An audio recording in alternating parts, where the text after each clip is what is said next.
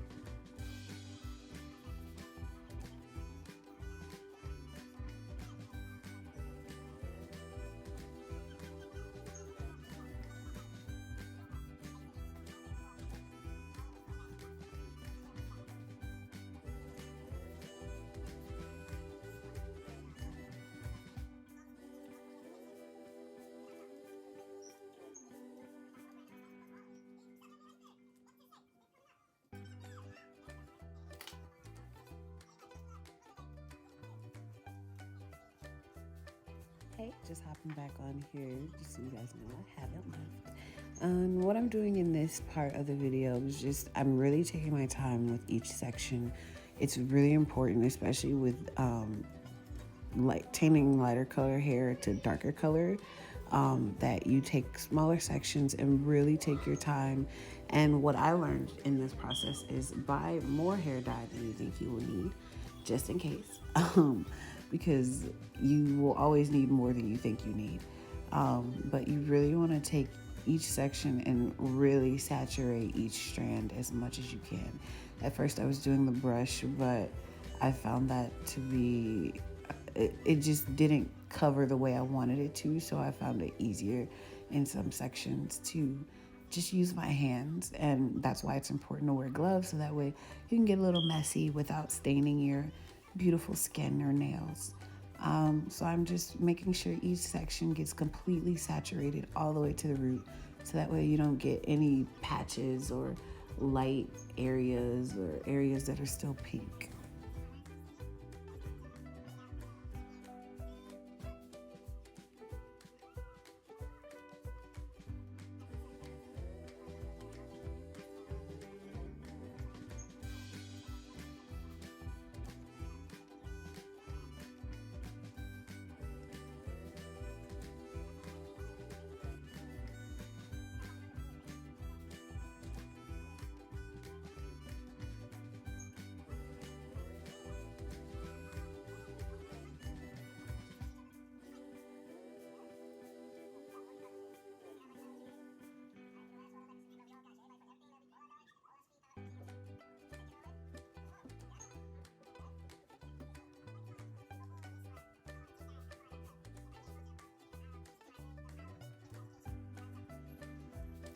So I went ahead and skipped on to the next section because I'm pretty sure you guys got it. Take small sections and just be really meticulous with it. So here I use the brush again. I know I said I wanted to use my hands. I use the hand for the rest of the wig, but on the portion of the wig that is the lace frontal part, I wanted to use the brush because it's important that you get the hair dye as close to the root as possible, but you don't want to get blue dye on the lace because then it'll give the appearance that you have a blue scalp, and that ain't cute. So use a brush or you can use a rat tail comb, something like that, just so you can get as close as possible and not stain the lace. But we did take the extra precaution of using Gots to Be spray to protect the lace. And the unfortunate incident that we got blue dye on it, it wouldn't absorb it, or it wouldn't absorb it as fast, so you'd have time to get it rinsed off and everything.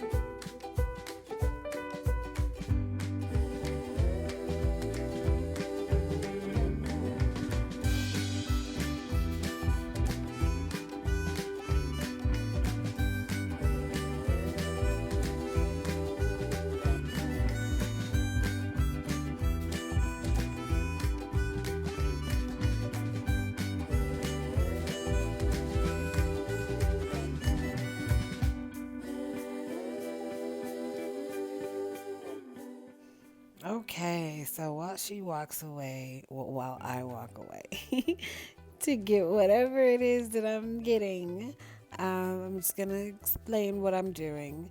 So I just covered, after getting the wig completely covered in the hair dye, You saw that beautiful part down the middle. Ooh, flawless. Didn't get no hair dye on the lace, honey. I was on it. Y'all should see.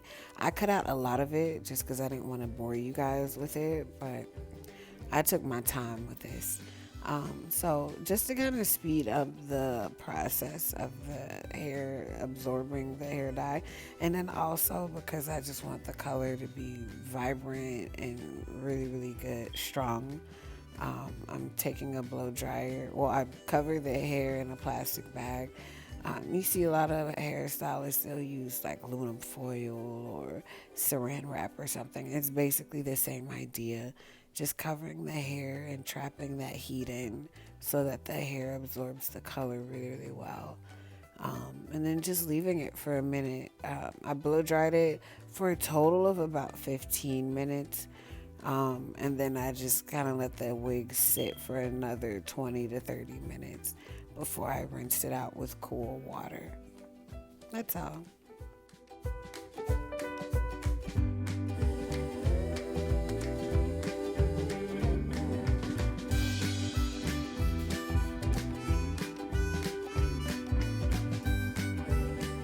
So this is the wig completely washed out. I washed it and conditioned it. And then I gave it a quick conditioning treatment. I didn't put that again in the video because it just would have been you guys watching me blow dry the hair under another plastic bag with conditioner in it. But I did thoroughly rinse it with cool water, and I did a deep conditioning treatment.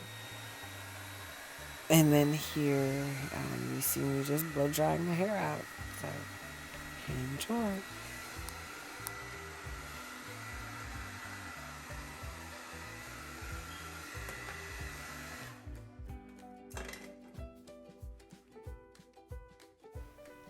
So because we put this hair through a little bit of some work today, so we're gonna call it work. It's very important that we add moisture back to the hair, because this is, again, real human hair that we're using from theoneculture.com. Check us out.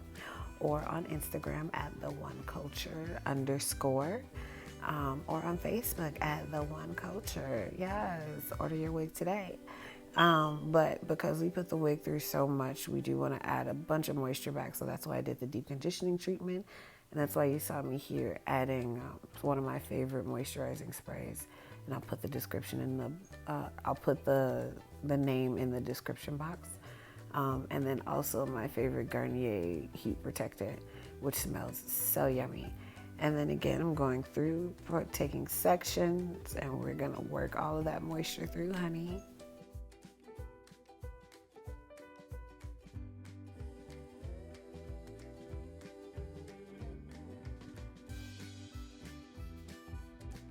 So here starts my favorite part of styling the wig, which is, well, the actual styling.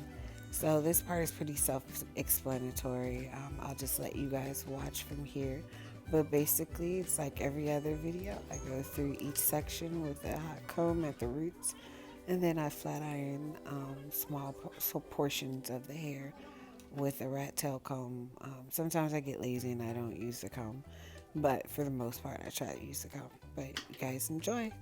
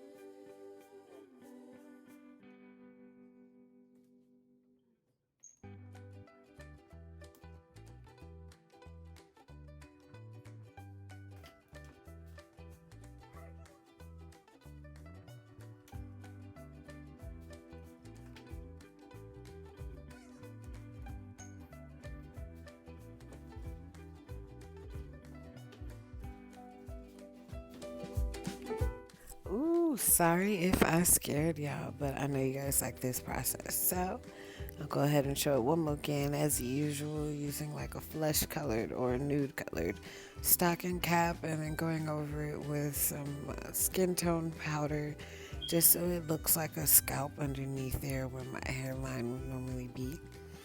Cleaning up those edges with the scissors and then taking some rubbing alcohol and getting whatever residue is left there so I don't get any of that patchiness or those the white flaky stuff that like looks all gunky with your hair glue. You guys know what I'm talking about.